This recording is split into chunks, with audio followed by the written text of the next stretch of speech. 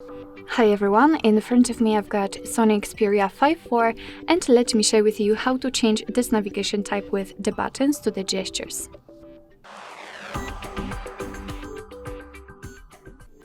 So first of all we have to enter the settings, and now let's scroll down to the very bottom to find the system.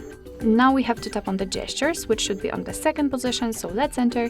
And as you can see, again on the second position we've got the system navigation option, so let's tap. And here we've got two different modes, two different navigation types from which we can choose.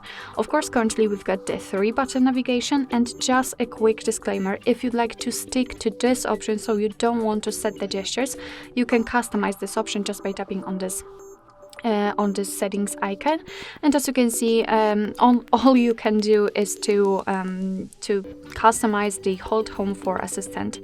Unfortunately, you cannot reorder the buttons and so on. So if you want to, you can customize it right here. If you'd like to set the gestures, just tap on this option. And as you can see, since this option is marked, the 3 buttons navigation will disappear. Instead, we've got this kind of line which will be responsible for particular gestures, particular actions.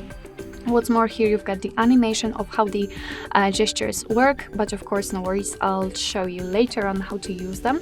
As you can see, you can customize them right here. So you've got the digital assistant, you can either turn on or off this option, and here you've got the back sensitivity, so you can set it lower or higher. As you can see, this blue area is bigger or smaller depending on which option you will use, but I highly recommend to firstly use the gestures for a while, so for example for a few days, and then come back to this option, because thanks to this you will I would say more know which option you want to use.